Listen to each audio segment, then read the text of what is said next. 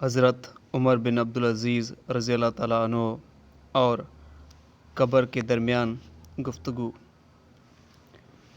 حضرت عمر بن عبدالعزیز رضی اللہ تعالیٰ عنہ ایک مرتبہ ایک جنازے کے ساتھ تشریف لے گئے اور قبرستان میں پہنچ کر علیحدہ ایک جگہ بیٹھ کر کچھ سوچنے لگے۔ کسی نے عرض کیا، امیر المومنین، آپ اس جنازے کے ولی تھے، آپ ہی علیحدہ بیٹھ گئے؟ فرمایا، ہاں، مجھے ایک قبر نے آواز دے دی اور مجھ سے یوں کہا، اے عمر بن عبدالعزیز، تو مجھ سے یہ نہیں پوچھتا کہ میں ان آنے والوں کے ساتھ کیا کرتی ہوں؟ میں نے کہا، ضرور بتا۔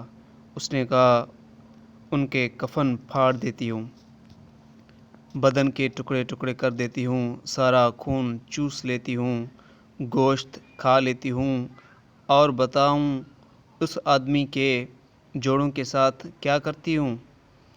مونڈھوں کا باہوں سے جدا کر دیتی ہوں، اور باہوں سے پونچھوں کو جدا کر دیتی ہوں، اور رانوں کو گھٹنوں سے، اور گھٹنوں کو پنڈلیوں سے، اور پنڈلیوں کو پاؤں سے جدا جدا کر دیتی ہوں۔ یہ فرما کر عمر بن عبدالعزیز رضی اللہ تعالیٰ عنہ رونے لگے اور فرمایا کہ دنیا کا قیام بہت ہی تھوڑا ہے اور اس کا دھوکہ بہت زیادہ۔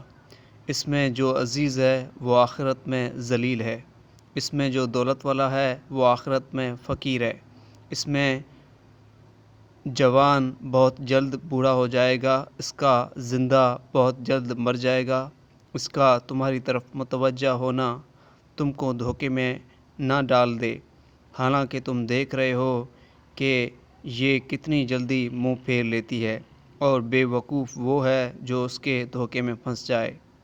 کہاں گئے اس کے وہ عاشق جنہوں نے بڑے بڑے شہر آباد کیے، بڑی بڑی نہریں نکالی، بڑے بڑے باغ لگائے، اور بہت تھوڑے دن رہ کر سب کو چھوڑ کر چل دیے؟ وہ اپنی صحت تندرستی سے دھوکے میں پڑے کہ صحت کے بہتر ہونے سے ان میں نشاط پیدا ہوا اور اس سے گناہوں میں مبتلا ہوئے۔ وہ لوگ خدا کی قسم دنیا میں مال کی کثرت کی وجہ سے قابل رشک تھے، باوجود اس کے کہ مال کمانے میں ان کو کئی رکاوٹیں پیش آتی تھیں، مگر پھر بھی وہ مال کماتے تھے۔ ان پر لوگ حسد کرتے تھے، لیکن وہ بے فکر ہو کر مال کو جمع کرتے تھے۔ ان کی صبح شامیں اور راتیں مال جمع کرنے میں ہی گزرتی تھی، اور ان کے دماغ میں ہر وقت مال کو اکٹھا کرنے کے لیے ہی ترکیبیں بنتی رہتی تھیں۔ ہر قسم کی تکلیف کو وہ خوشی سے برداشت کرتے تھے، لیکن اب دیکھ لو کہ مٹی نے ان کے بدنوں کا کیا حال کر دیا، اور خاک نے ان کے بدنوں کو کیا بنا دیا۔ کیڑوں نے ان کے جوڑوں اور ہڈیوں کا کیا حال بنایا۔ وہ لوگ اونچی اونچی عمارتوں پر، اونچے اونچے فرش اور نرم نرم گدوں پر نوکروں اور خادموں کے درمیان آرام کرتے تھے۔ عزیز اور اقارب، رشتہ دار اور پڑوسی ہر وقت ان کی مدد اور دلداری کو تیار رہتے تھے، لیکن اب کیا ہو رہا ہے؟ آواز دے کر ان سے پوچھ کیا گزر رہی ہے؟ غریب امیر سب ایک میدان میں پڑے ہوئے ہیں۔ ان کے مالدار سے پوچھ کہ ان کے مال نے انہیں کیا دیا، ان کے فقیر سے پوچھ اس کی فقیری نے اسے کیا دیا، ان کے مالدار سے پوچھ اس کے مال نے اسے کیا نفع دیا، اور اس کے فقیروں سے پوچھ ان کی فقیری نے ان کو کیا نقصان دیا۔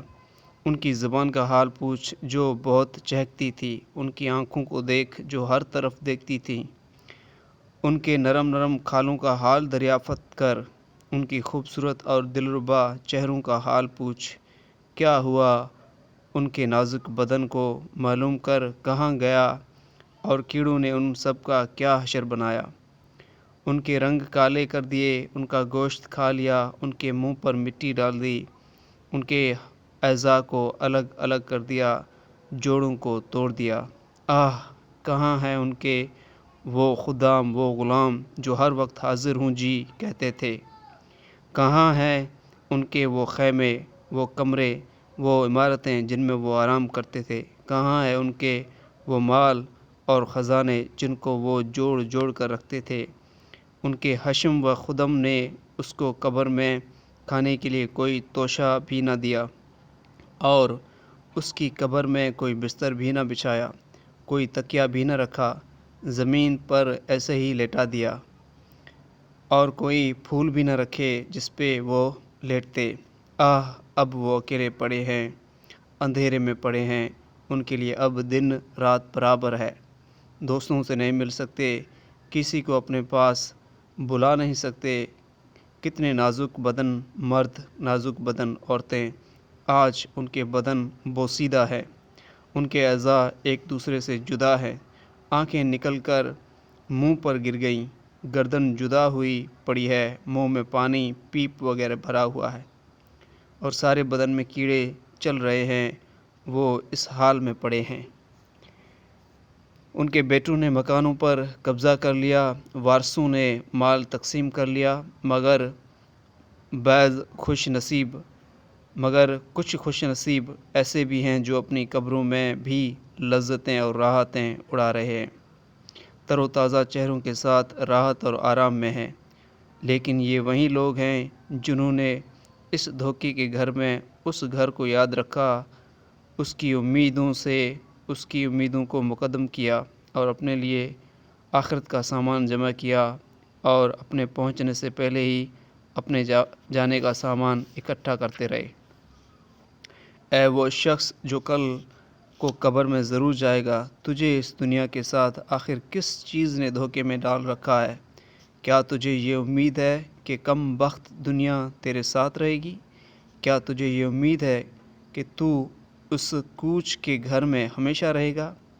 تیرے یہ وسیع مکان، تیرے باغوں کے پکے ہوئے پھل، تیرے نرم بسترے، تیرے گرمی سردی کے جوڑے، یہ سب کے سب ایک دم رکھے رہ جائیں گے۔ جب ملک الموت آ کر مسلط ہو جائے گا، کوئی چیز اس کو نہ ہٹا سکے گی، پسینوں پر پسینے آنے لگیں گے، پیاس کی شدت بڑھ جائے گی، اور جان کنی کی سختی میں کروٹیں بدلتا رہ جائے گا۔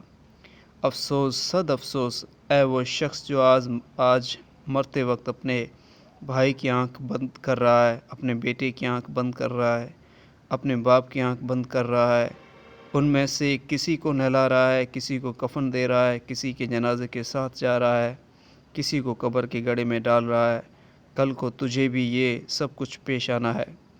اور بھی اس قسم کی باتیں فرمائیں، پھر دو شعر پڑھے جن کا ترجمہ یہ ہے: آدمی ایسی چیز کے ساتھ خوش ہوتا ہے جو عن قریب فنا ہونے والی ہے، اور لمبی لمبی آرزوؤں اور دنیا کی امیدوں میں مشغول رہتا ہے۔ اے بے وقوف، خواب کی لذتوں سے دھوکے میں نہیں پڑا کرتے، تیرا دن سارا غفلت میں گزرتا ہے، اور تیری رات سونے میں گزرتی ہے، اور موت تیرے اوپر سوار ہے۔ آج تو وہ کام کر رہا ہے کہ کل کو ان پر رنج کرے گا۔ دنیا میں چوپائے اسی طرح زندگی گزارتے ہیں جس طرح تو گزار رہا ہے۔ کہتے ہیں کہ اس واقعے کے بعد ایک ہفتہ بھی نہ گزرا تھا کہ حضرت عمر بن عبدالعزیز رحمۃ اللہ علیہ کا اس دنیا سے وصال ہو گیا۔